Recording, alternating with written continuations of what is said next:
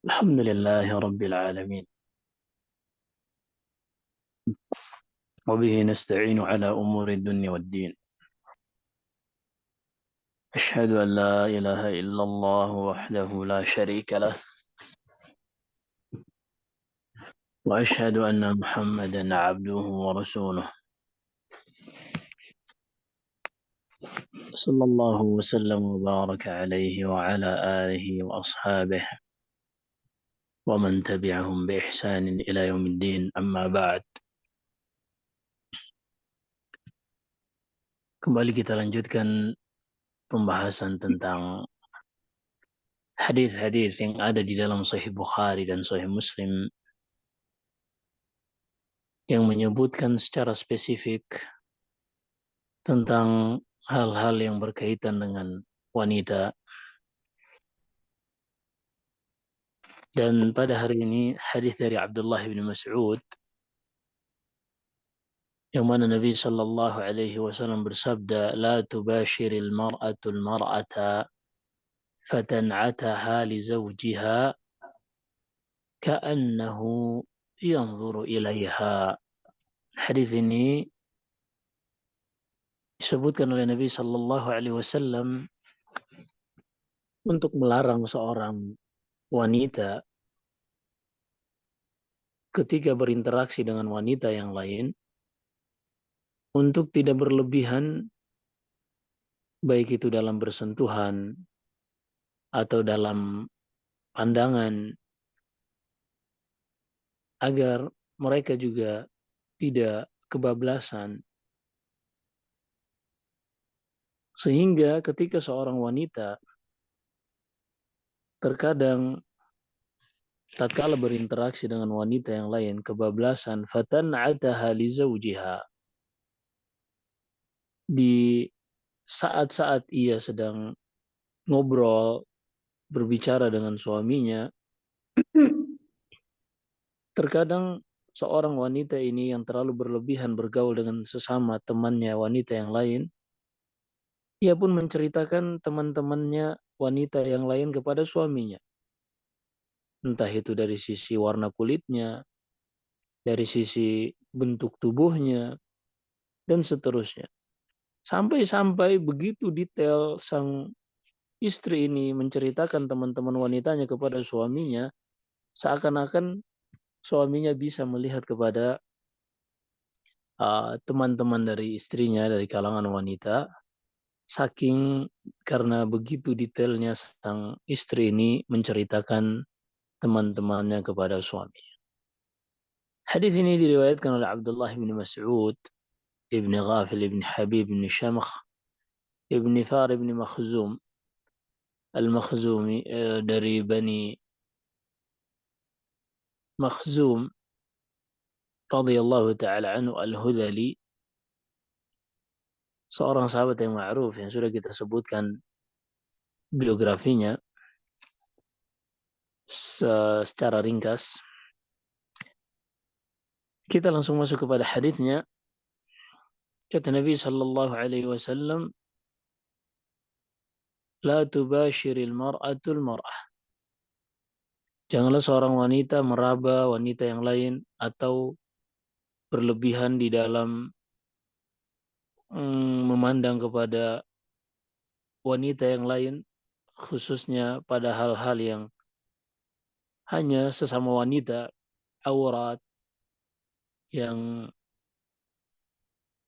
ditolerir sesama wanita. Jangan kebablasan, jangan berlebihan, kemudian sang wanita ini menceritakannya kepada suaminya seakan-akan suaminya ini bisa melihatnya, yaitu melihat wanita yang diceritakan tersebut secara langsung. Ini adalah bentuk larangan dari Nabi Shallallahu Alaihi Wasallam kepada para wanita, yang mana para wanita secara kebiasaan memang yang dikarenakan mereka selalu berada dalam satu lingkup terkadang terjadi hal-hal yang kelewatan, yang di luar kontrol. Sebagaimana pula hadis ini juga berlaku bagi sesama lelaki. Yang mana para lelaki juga tidak boleh, para suami di dalam bergaul dengan teman-temannya tidak boleh melihat kepada aurat laki-laki lain, sebagaimana seorang wanita tidak boleh melihat kepada aurat wanita yang lain. Apalagi setelah itu ia ceritakan kepada istrinya, maka semuanya ini terlarang. Demikian pula wanita yang secara nas dalam hadis ini Nabi Shallallahu Alaihi Wasallam sebutkan, hal ini dikarenakan tabiat wanita, mereka selalu ketika berjumpa lebih banyak untuk bercerita sesama mereka dibandingkan para lelaki. Waktu mereka lebih banyak digunakan untuk bekerja, mencari nafkah bagi keluarganya masing-masing. Adapun perempuan, demikian Allah Subhanahu wa taala jadikan bagi mereka yang bekerja adalah para lelaki, sehingga waktu para wanita ini untuk bisa berjumpa dengan sesama mereka lebih banyak. Pada kondisi-kondisi seperti itulah terkadang panjangnya waktu dalam ngobrol, berbicara dengan sesama wanita terkadang mengantarkan kepada kondisi-kondisi yang melampaui batas.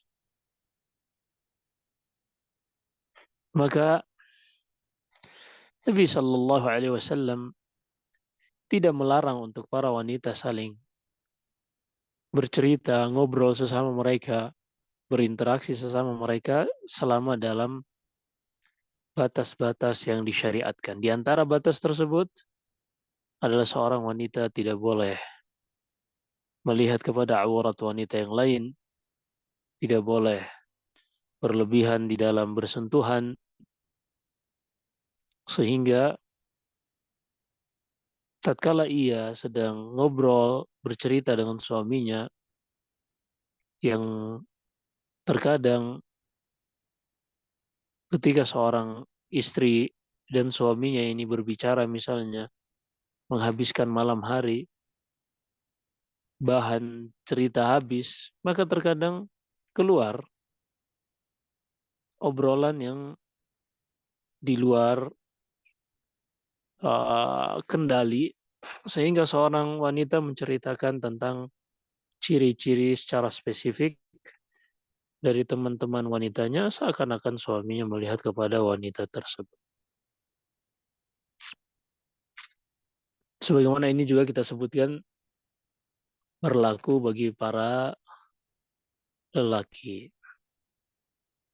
Di antara mafsadat, dampak negatif yang diakibatkan oleh seorang wanita yang menceritakan wanita lain kepada suaminya, disebutkan para syurrah, para pensyarah hadis, kalau seandainya wanita yang sedang diceritakan itu seorang wanita yang cantik, ceritakan tentang bentuk tubuhnya, warna kulitnya, ceritakan tentang kecantikannya, maka suaminya sebagai lelaki yang normal, maka akan condong kepada wanita tersebut dan hatinya akan bertanya-tanya siapakah gerangan wanita tersebut, sehingga sang suami pun terfitnah dengan wanita itu. Kalau seandainya wanita itu belum menikah, maka kerugian kembali kepada sang istri ini, yang kemudian sang suami dengan tabiatnya sebagai seorang lelaki ketika mengetahui ada wanita yang cantik yang ada di lingkarannya, yang mungkin ia sampai kepadanya, apalagi di zaman itu tidak seperti zaman sekarang yang berkaitan dengan poligami misalnya, maka sang istri yang kebablasan di dalam menceritakan teman-temannya kepada suaminya ini, ia pun nanti akan menyesal karena dialah yang menjadi sebab suaminya, hati suaminya terpaut dengan wanita atau teman yang ia ceritakan.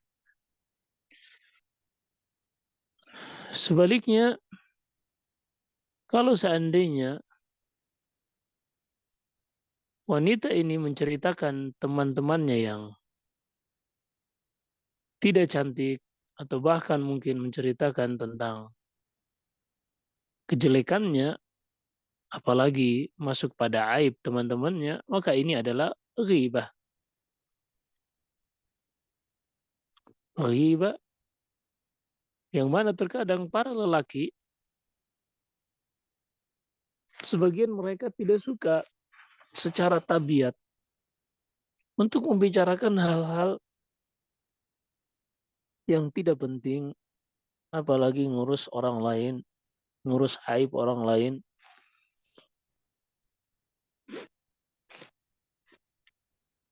Seorang yang ia tidak kenal, kemudian ada orang lain yang membicarakan aibnya, nggak penting bagi dia. Laki-laki yang normal, yang memiliki harga diri dan pendirian, maka ketika ia melihat ada orang lain menceritakan aib orang lain yang tidak ada keuntungan pada dia,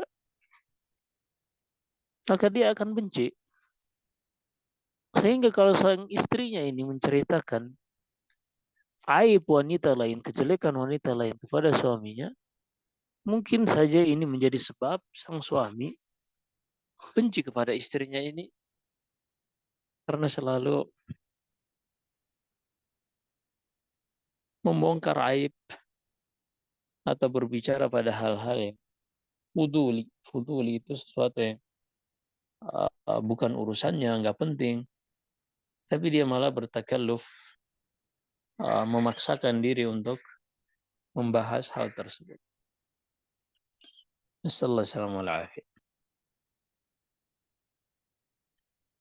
Sebagaimana yang kita sebutkan, larangan ini selain secara langsung berlaku pada wanita, juga berlaku pada para laki-laki. Karena di dalam hadis yang lain Nabi Shallallahu Alaihi Wasallam bersabda, لا ينظر الرجل إلى عورة الرجل ولا تنظر المرأة إلى عورة المرأة.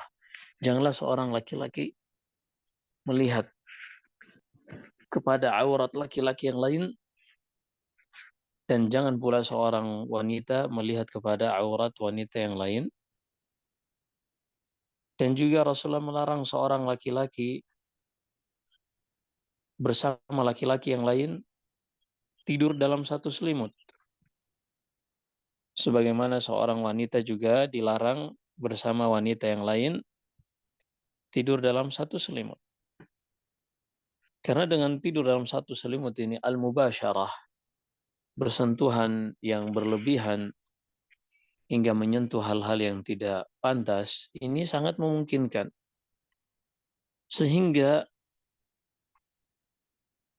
sangat detail seorang bisa mengetahui ciri fisik, bentuk tubuh sesama mereka. Dan ini juga mengarahkan kepada hal-hal yang tidak pantas. Wal'iyadzubillah. Seperti misalnya apa yang terjadi pada kaumnya Nabi Lut. Dan kaum dari Nabi Lut ini tidaklah mereka sampai kepada maksiat yang besar, yang sangat dimurkai oleh Allah, melainkan dikarenakan sebelumnya mereka telah melakukan mukaddimahnya, pendahuluan-pendahuluan yang mengantarkan kepada maksiat tersebut. Sebagaimana yang disebutkan oleh Ibnu Katsir dalam kitabnya Al-Bidayah wan Nihayah, bahwasanya kaum Nabi Lut ini yang tinggal di perbukitan Sadum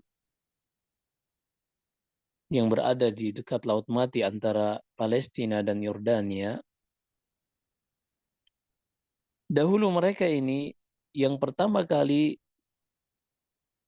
mengarahkan mereka kepada hal tersebut adalah tidak ada batasan di dalam berinteraksi dan bercanda. Terlalu berlebihan. Sampai-sampai sesama mereka bercanda dengan, mohon maaf, kentut, buang angin. Yang satu bercanda dengan saudaranya yang lain. Sehingga seakan-akan tidak ada adab yang perlu dijaga. Tidak ada akhlak yang perlu diperhatikan.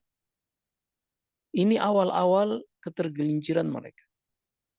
Sehingga ketika ini menjadi hal biasa di tengah-tengah mereka, tidak ada akhlak, tidak ada adab yang perlu dijaga, makin lama akan mengantarkan mereka pada perkara yang lebih besar. Sehingga hilang yang namanya amar ma'ruf nahi munkar. Tidak ada lagi mengajak orang kepada kebaikan atau melarang dari keburukan. Sehingga lama-kelamaan terus meningkat karena tidak adanya orang yang saling mengingatkan akhlak dan adab dalam berinteraksi, akhirnya mengantarkan mereka kepada perbuatan liwat, homoseksual wal'iyadzubillah. Ini berlaku pada lelaki, demikian pula para wanita. Demikian pula para wanita, ini adalah perkara yang diharamkan, yaitu perbuatan hubungan sesama wanita yang dikenal dengan lesbian. Dan hal-hal seperti ini penyimpangan akhlak. Dan ini tidaklah terjadi langsung pada poinnya, langsung pada homoseksualnya atau lesbiannya. Tapi ini terjadi karena ada pengantarnya, mukaddimahnya. Dan Islam adalah agama yang sangat sempurna. Ketika Allah Subhanahu wa taala mengharamkan perzinahan misalnya antara lelaki dan perempuan yang tidak diikat pernikahan, Allah tidak hanya mengharamkan perzinahannya saja secara langsung, tapi Allah Subhanahu wa taala juga mengharamkan segala hal dan sebab yang bisa mengantarkan kepada perzinahan. Allah berfirman di dalam surat Isra, "Wala taqrabuz zina." Dan janganlah kalian mendekati zina. Dan Allah Subhanahu wa taala berfirman di dalam banyak ayat yang mengajarkan manusia tentang akhlak agar mereka tidak terjatuh ke dalam perzinahan. Seperti misalnya firman Allah, "Wa idza sa'altumuhunna mata'an fas'aluhunna min wara'i hijab." Allah berfirman di dalam surat Al-Ahzab, "Jika kalian memiliki hajat kepada para wanita, mintalah hajat kalian dari balik hijab." Ini luar biasa. Tujuannya apa? Agar seorang lelaki tidak terfitnah dengan perempuan yang bukan mahramnya. Sebaliknya seorang wanita juga tidak terfitnah dengan laki-laki yang bukan mahram. Dan juga Allah berfirman, "Wa ya ayyuhalladzina amanu la tadkhulu buyutan ghayra buyutikum hatta tasta'nisu wa tusallimu ala ahliha. Dzalikum khairul lakum la'allakum tadhakkarun." Wahai orang-orang beriman, janganlah kalian masuk ke dalam sebuah rumah yang bukan rumah kalian sampai kalian meminta izin dan mengucapkan salam kepada pemiliknya. Ini luar biasa. Ini akhlak dan adab dari Allah Subhanahu wa taala mengajarkan kepada manusia untuk mereka tidak sampai kepada zina. Dan lebih dari itu Allah berfirman di dalam surat An-Nur, وَقُلْ لِلْمُؤْمِنِينَ يَغُضُّوا مِنْ أَبْصَارِهِمْ وَقُلْ لِلْمُؤْمِنَاتِ يَغْضُضْنَ مِنْ أَبْصَارِهِنْ. Katakan kepada laki-laki yang beriman untuk mereka menundukkan pandangan-pandangan mereka dari wanita yang bukan mahram mereka. Demikian pula katakan kepada wanita-wanita yang beriman agar mereka menundukkan pandangan mereka dari laki-laki yang bukan mahram mereka. Ini sangat luar biasa. Maka Allah Subhanahu wa taala yang menciptakan manusia, dialah yang mengetahui apa yang ada pada diri manusia, hormon-hormon pada manusia, kecenderungan, dan seterusnya. Sehingga Allah membuatkan syariatnya untuk kebaikan manusia. Dan untuk menghindarkan manusia dari akhlak yang buruk dan dari adab-adab yang tidak pantas. Maka di sini Nabi Shallallahu Alaihi Wasallam melarang seorang laki-laki berselimut dalam satu selimut dengan laki-laki yang lain. Demikian pula seorang wanita satu selimut dengan wanita yang lain. Ini tidak boleh. Jika tidak ada hajat. Berbeda kalau misalnya melihat kepada aurat wanita ini, misalnya antara seorang wanita dengan wanita yang lain, terkadang dibolehkan ketika ada hajat. Seperti misalnya berobat, seorang uh, uh, dokter misalnya, dokter wanita ingin mengobati wanita yang lain. Maka ini jika ada hajatnya diperbolehkan. Seperti seorang bidan misalnya yang membantu wanita yang lain untuk melahirkan. Hal-hal seperti ini adalah hal-hal yang kondisinya sangat tidak mungkin untuk menghindarkan dari melihat kepada sesama. Nah, namun dengan demikian para bidan ini, demikian pula dokter atau siapapun yang memang mereka karena hajat membuat mereka harus melihat kepada aurat wanita yang lain, maka di antara amanah sesama kaum muslimin adalah untuk dia tidak menceritakan kepada orang lain apa yang ia lihat dari saudarinya. Demikian pula para lelaki. Nah, maka di dalam hadis ini terdapat larangan bagi seorang wanita secara spesifik untuk menceritakan wanita yang lain kepada suaminya, menceritakan hal-hal sensitif dari wanita yang lain, apalagi mengumbar aib wanita yang lain kepada suaminya. Juga kita bisa mengambil pelajaran dari hadis ini betapa Islam adalah agama yang selalu mengajarkan kepada umatnya untuk beradab dan berakhlak yang baik, baik itu di dalam menjaga kehormatan, di dalam menjaga hati sesama kaum muslimin, dan juga di dalam menjaga banyak hal yang akan mengantarkan, kalau tidak dijaga, akan mengantarkan kepada perkara-perkara yang sangat tidak diinginkan. Di dalam hadis ini juga kita bisa memetik pelajaran, yaitu um, pentingnya untuk kita memutus segala hal-hal yang bisa mengantarkan kepada kejelekan. Karena Islam, sebagaimana kita sebutkan tadi, selain mengharamkan sesuatu yang besar, segala wasilah, sebab yang bisa mengantarkan kepada sesuatu yang besar tersebut, maka juga akan diharamkan. Dan tidak diperbolehkan kecuali ada hajat. Sebagaimana ini kita sudah sebutkan pada pertemuan-pertemuan sebelumnya juga.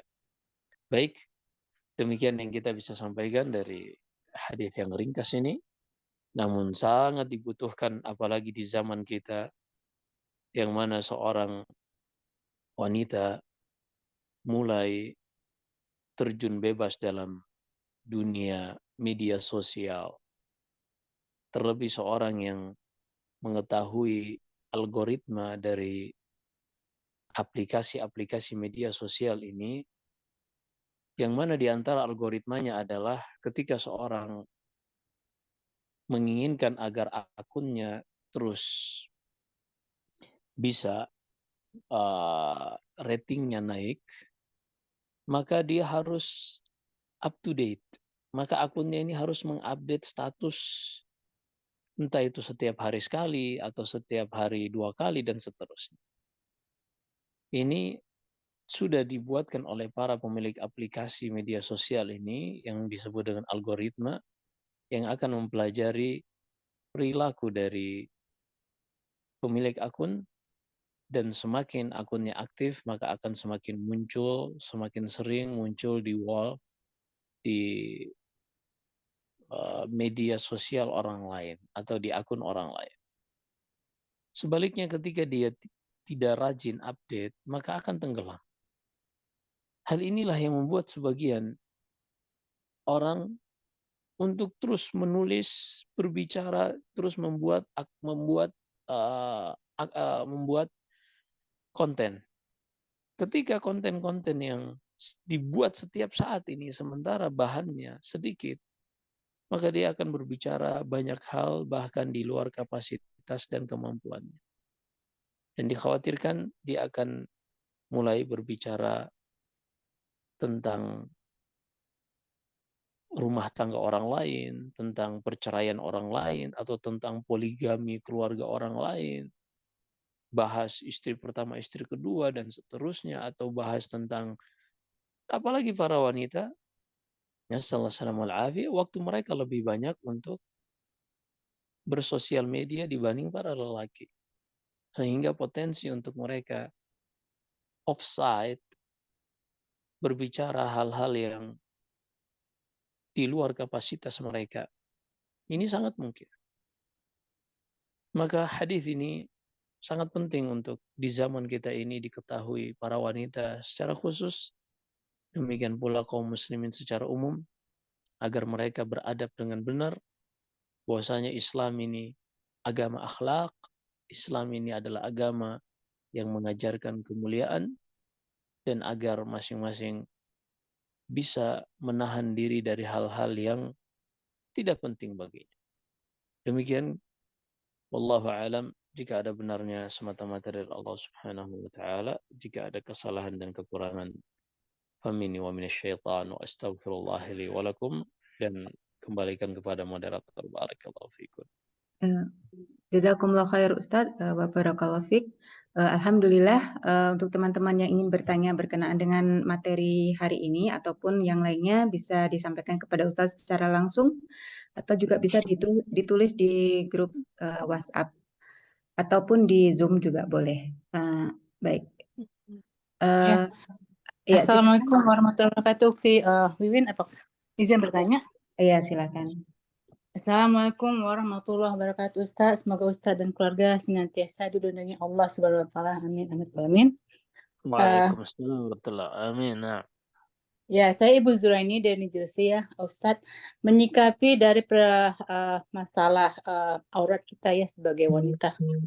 Kalau misalnya seorang wanita itu pergi ke dokternya chiropractor. Dia dokternya itu laki-laki, sementara dia harus pergi ke dokter tersebut. Gimana hukumnya, Ustadz? Mohon penjelasannya. Nah, berkaitan dengan seorang wanita yang berobat, harus melakukan tindakan medis misalnya, maka hukum asalnya ia tidak ditangani kecuali oleh dokter wanita. Ini hukum asalnya. Dan tidaklah mengeluarkan dari hukum asal ini kecuali kedaruratan.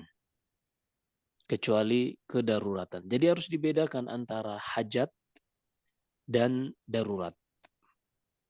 Kalau hajat ini sesuatu yang jika kita tidak laksanakan, maka hanya mengurangi hal-hal yang berkaitan dengan kenyamanan, hal-hal yang berkaitan dengan intinya hal-hal yang tidak sampai mengantarkan kepada hilangnya harta atau hilangnya nyawa.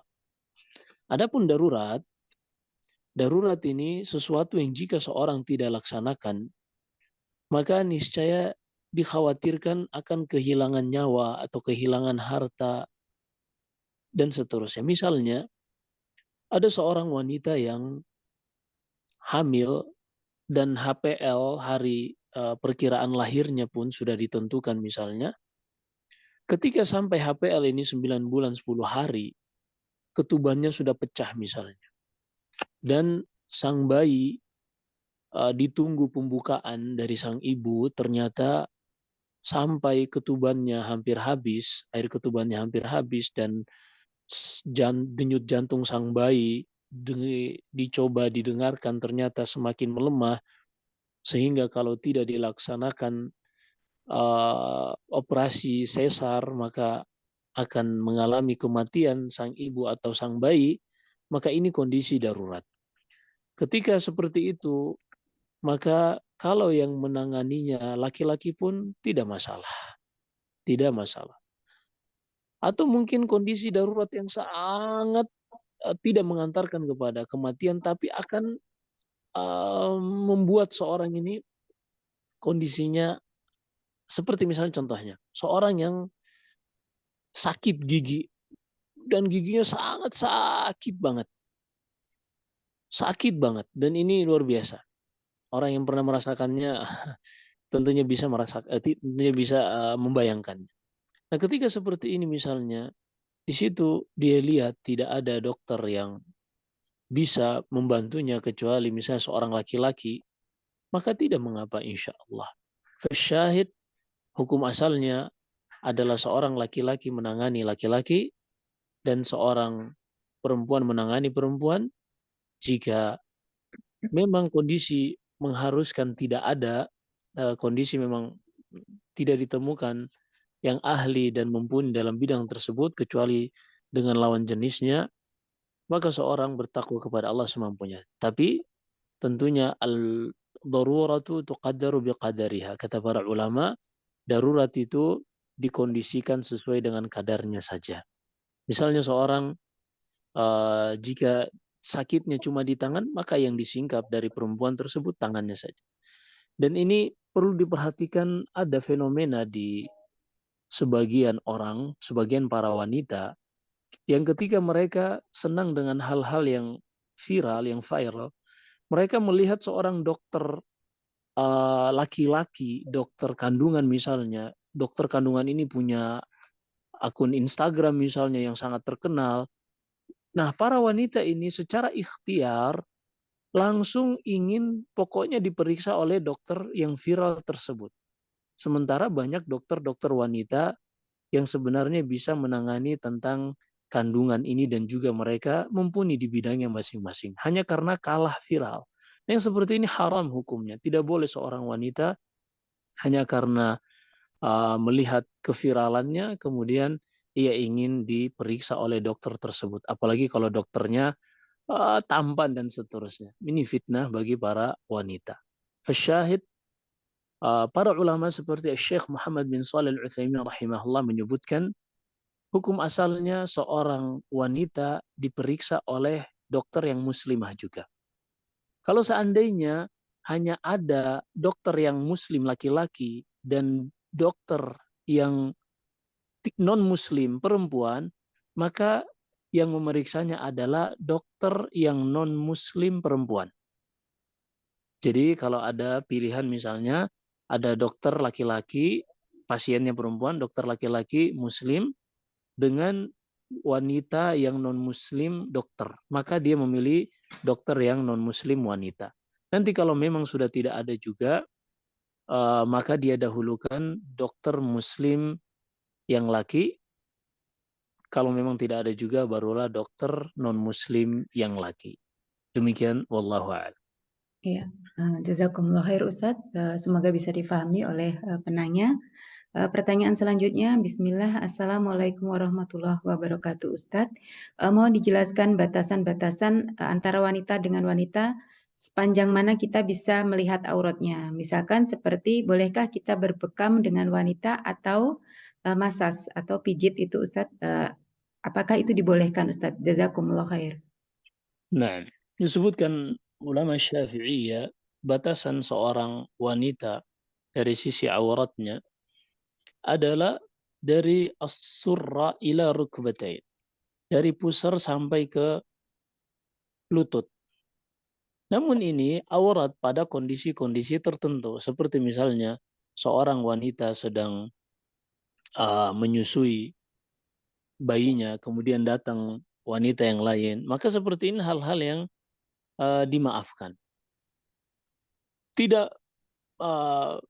yang dimaksud oleh ulama Syafi'iyah bahwasanya aurat wanita itu dari lutut sampai pusar membolehkan mereka untuk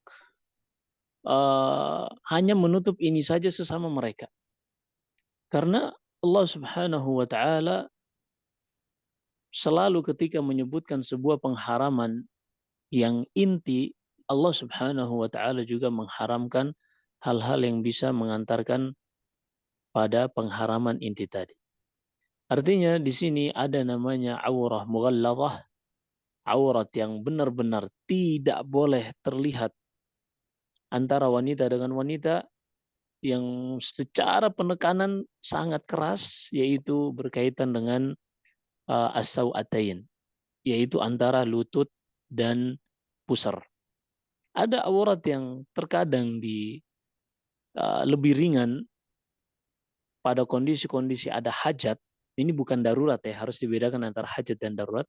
Pada kondisi-kondisi hajat, misalnya seorang wanita sedang menyusui, lalu datang wanita yang lain, sehingga mereka melihat kepada wanita tersebut sedang menyusui, hal-hal seperti ini dimaafkan.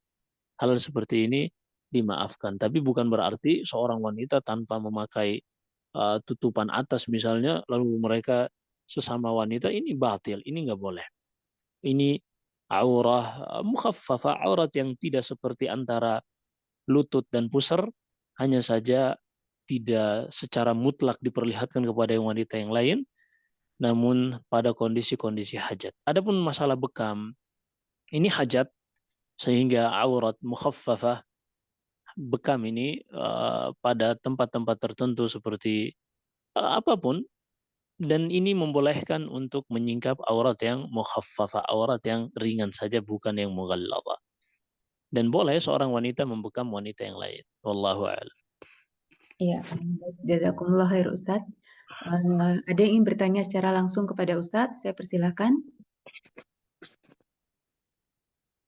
Ya, baik. Pertanyaan selanjutnya Ustadz, Bismillah. Afwan Ustadz izin bertanya, bagaimana solusi untuk menghindari adanya LGBT di dalam pondok pesantren, khusus santri akhwat, karena seringnya mereka berinteraksi. Bagaimana solusinya Ustadz, dan apa kiat-kiat yang harus kita lakukan untuk menghindari hal tersebut? Jazakumullah khair. Nah, ini fenomena yang terjadi di dalam pondok pesantren, baik itu di kalangan lelaki, para santri putra ataupun santri putri. Ini dua hal yang selalu menjadi pekerjaan yang harus dipikirkan oleh lembaga pesantren. Tentunya selain hal-hal yang sifatnya zahir, secara lahiriah, seperti pembatasan dari sisi pergaulan, dan juga pengaturan dari sisi kasur misalnya. Dalam satu kamar tidak diletakkan hanya 2 orang. Seperti misalnya 3 orang atau lebih. Dengan pengaturan jarak kasur yang benar. Kemudian juga pemasangan CCTV untuk di zaman sekarang. Artinya, untuk menyentuh hal ini dibutuhkan semua sebab yang bisa kita jalani yang sifatnya preventif, pencegahan, dengan pemasangan CCTV, kemudian dengan pembatasan seperti tadi, kasur diranjang, dibatasi dengan space yang memadai. Kemudian setelah itu, setelah pendekatan yang sifatnya lahiriah tadi, kita juga harus memberikan pendekatan yang sifatnya secara psikis, secara dari sisi dalam. Mereka ini harus diajarkan tentang berkaitan dengan manajemen risiko, berkaitan dengan memanage hal yang mereka tidak bisa hindari ini, yaitu namanya gharizah. Yang namanya dorongan syahwat ini sesuatu yang tidak bisa dihindari.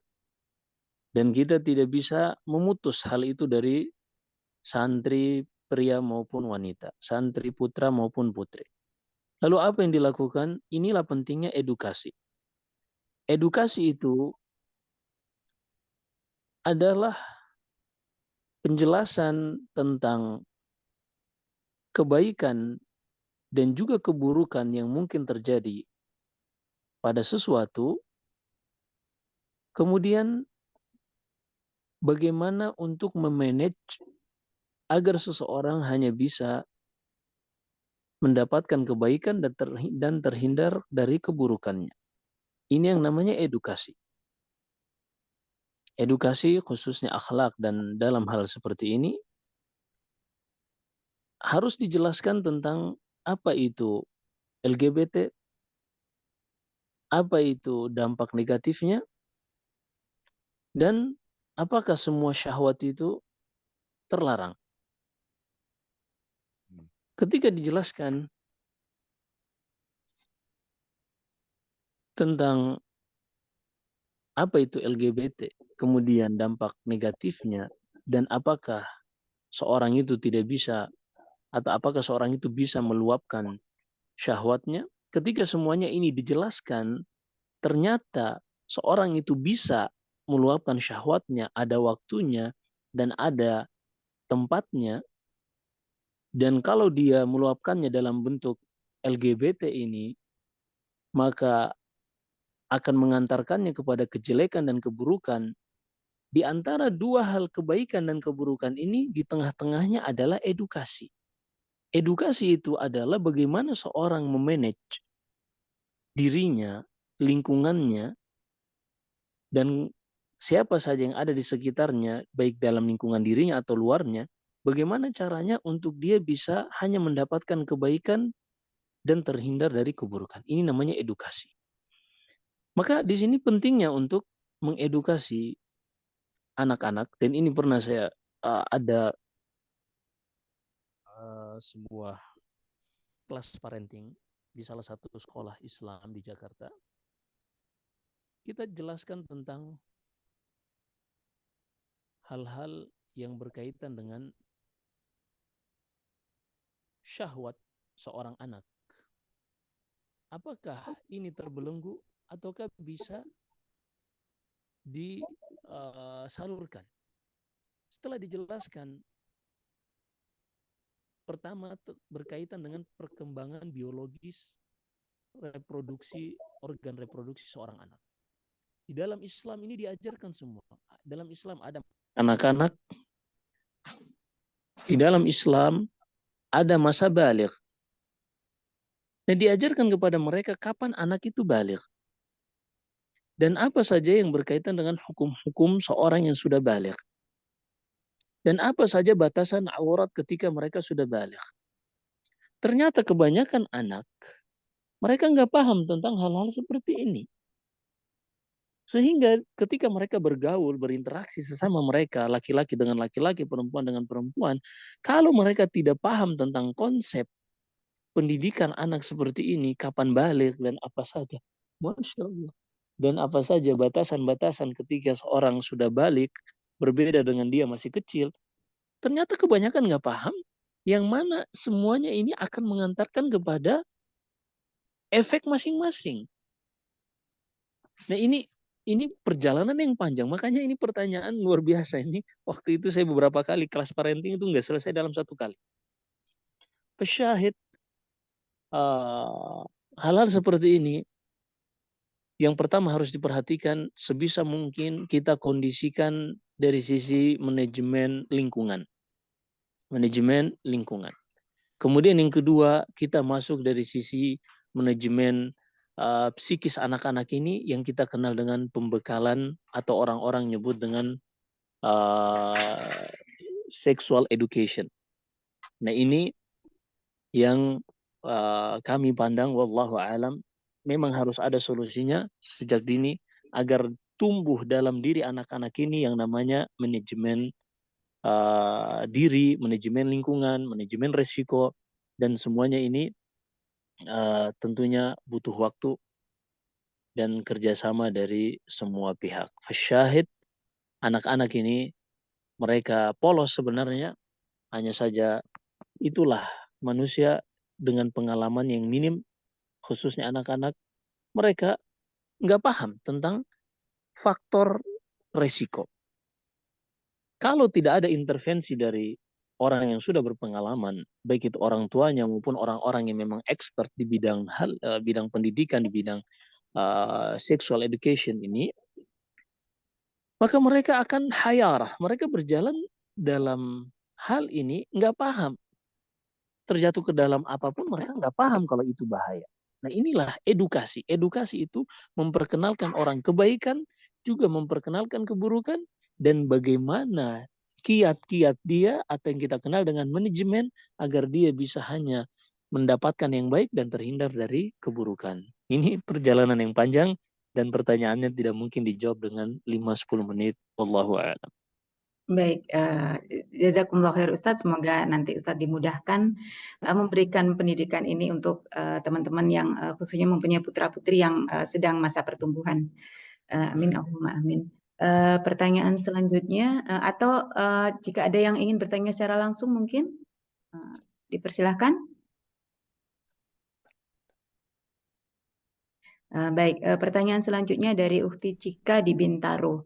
Assalamualaikum warahmatullahi wabarakatuh. Semoga Allah merahmati Ustadz dan peserta kajian hari ini. Amin. Allahumma amin. Izin bertanya Ustadz, saya masih sering menemani anak gadis saya yang berusia 10 tahun belum haid tidur di dalam satu selimut yang mana kami menggunakan piyama, celana selutut. Bagaimanakah hukumnya seperti ini Ustadz? Bolehkah? Jazakumullah khair. Nah, iya tadi kita sebutkan ada hal-hal yang apa namanya, aurat mukhaffafa, aurat yang sifatnya ringan, yang seperti seorang ibu dari anaknya ini nggak mungkin terhindar, sehingga hal seperti itu ya insya Allah mughtafar, hal-hal yang dimaafkan, hal-hal yang dimaafkan. Nah, Iya, baik. Pertanyaan selanjutnya, Bismillah, izin bertanya Ustadz, bolehkah melakukan safar hanya berdua dengan anak perempuan saja karena suami di luar kota? Jazakumullah khair. nah di dalam Sahih Bukhari, Sahih Muslim dan selainnya Nabi Sallallahu Alaihi Wasallam bersabda, la tusafirul mar'atu illa ma'adhi mahram. Dengan banyak lafaz, intinya Nabi Sallallahu Alaihi Wasallam bersabda, hendaknya seorang wanita tidak melakukan safar, menempuh jarak safar kecuali dengan mahramnya. Dan mahram yang dimaksud di sini adalah laki-laki yang telah mencapai usia rushd, yang telah mencapai usia baligh. Demikian wallahu a'lam. Iya, Afwan Ustadz, tentang safar seorang wanita ini, apakah ini tidak ada keringanan, misalkan seorang wanita dia safar sendiri karena memang dia tidak ada mahram, misalkan sudah meninggal ataupun dia tidak punya saudara laki-laki, sedangkan dia butuh ke sana, Ustadz. Apakah tidak ada keringanan ataukah bagaimana Ustadz kalau seperti ini?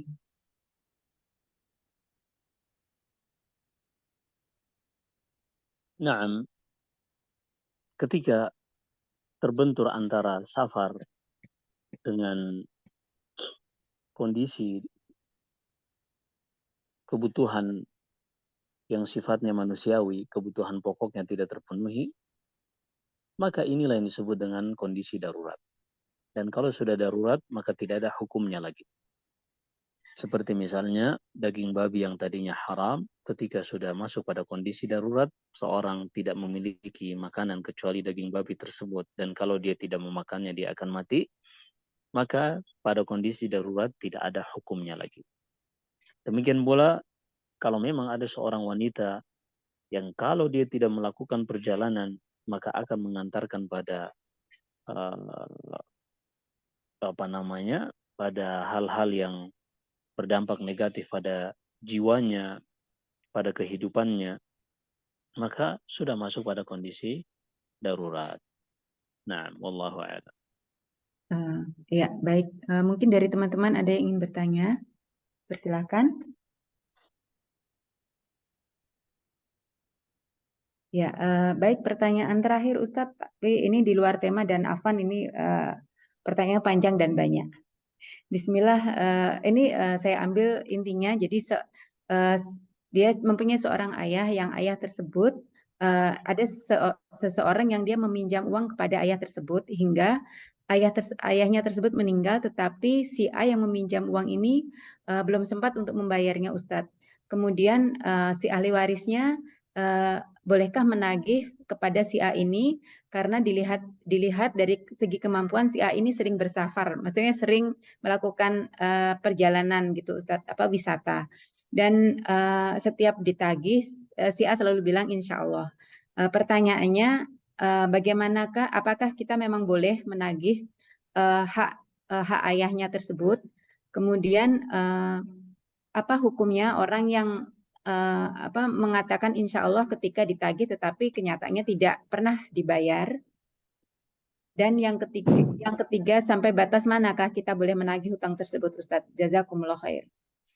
Nah, ketika seorang meninggalkan piutang, artinya orang lain memiliki utang padanya, maka ketahuilah bahwasanya piutang tersebut, utang yang belum dibayarkan kepada orang yang sudah meninggal tersebut, jatuhnya adalah sebagai warisan.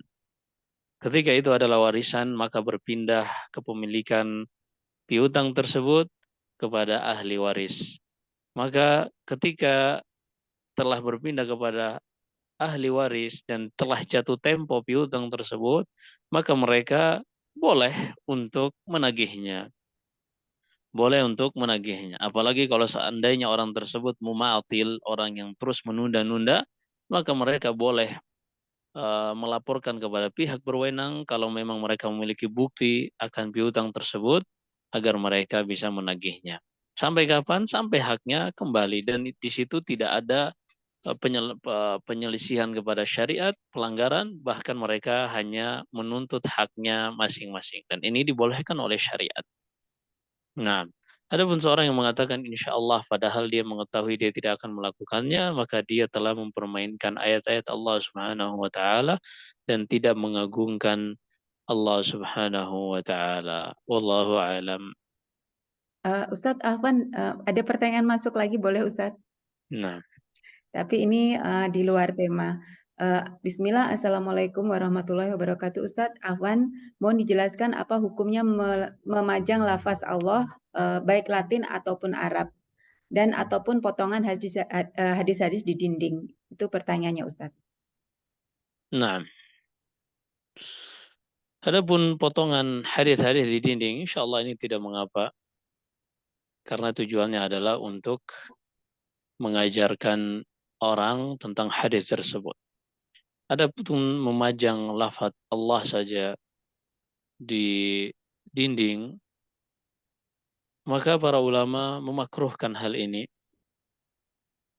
karena terkadang di tempat tersebut seorang jelas-jelas melihat nama Allah, tapi terkadang mereka banyak di situ berdusta, banyak mengucapkan hal yang tidak manfaat dan seterusnya.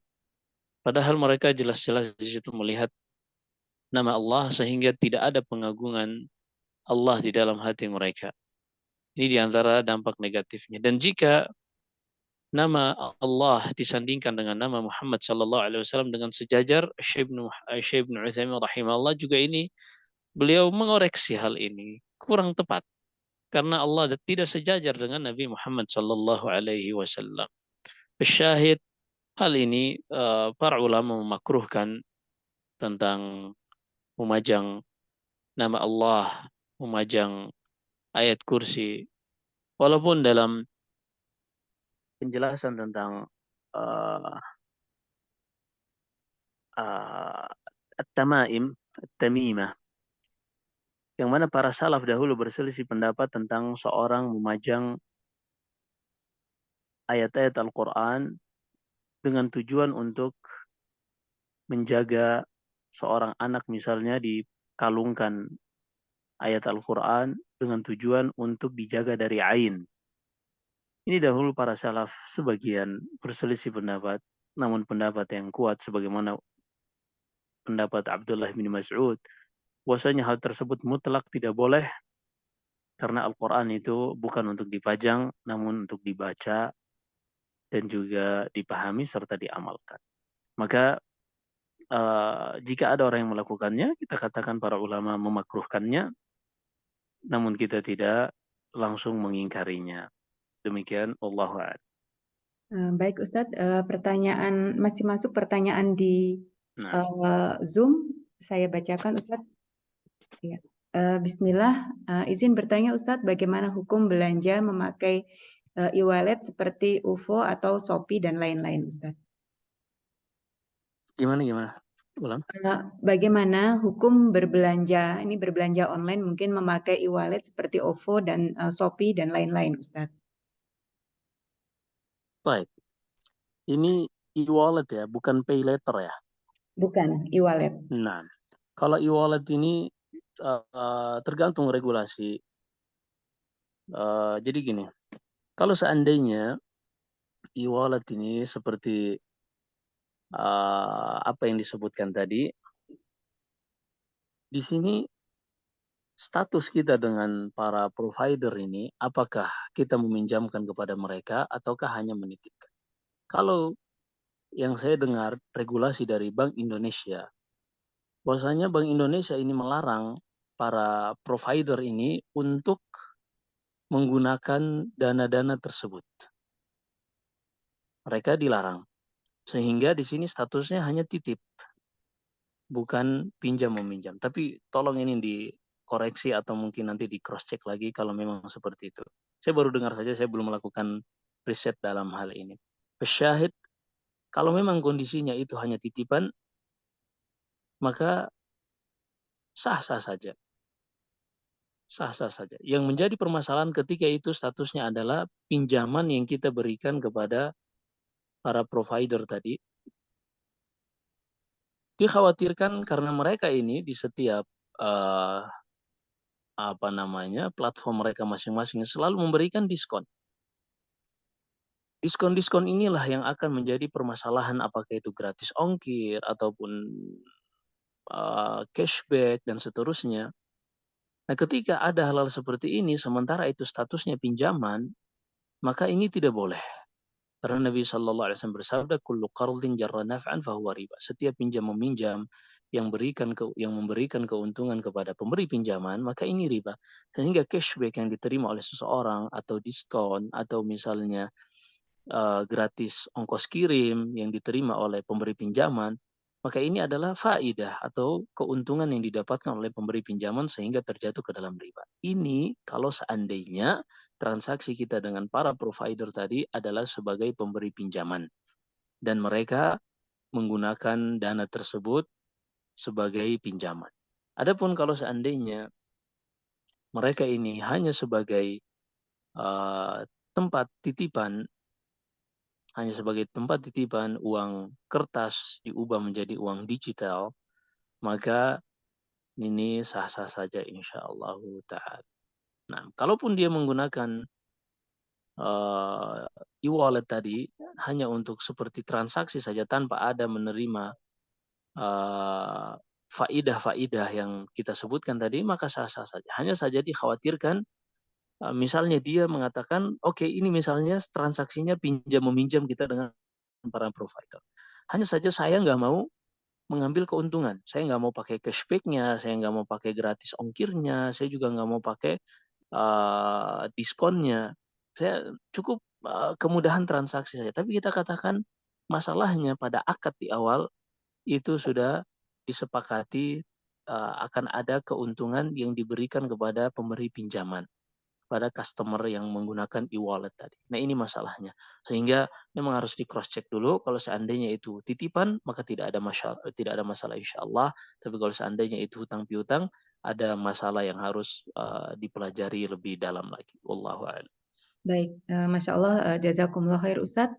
Alhamdulillah sudah tidak ada pertanyaan, mungkin bisa ditutup dan sebelumnya jika Ustadz berkenan, mohon nasihatnya untuk kami. Barakallahu fiik, jazakumullah khair. Nah, kita hidup di zaman yang kebanyakan orang hanya kerjaan mereka dan mereka, hidup mereka semuanya orientasinya hanya untuk mengejar materi, mengejar harta, mengejar dunia.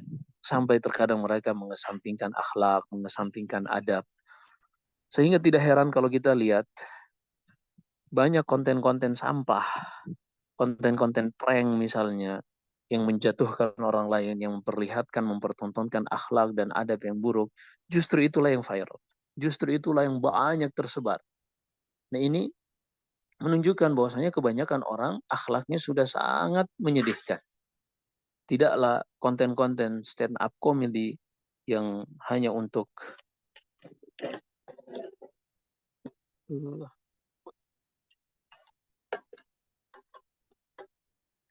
stand up comedy yang hanya mempertontonkan keburukan, atau mungkin sebagian konten kreator yang hanya memamerkan hartanya, memamerkan supercarnya, dan itu yang viral, menunjukkan bahwasanya para pengikutnya, followersnya, demikianlah kualitas akhlak dan adabnya, wal'iyadzubillah.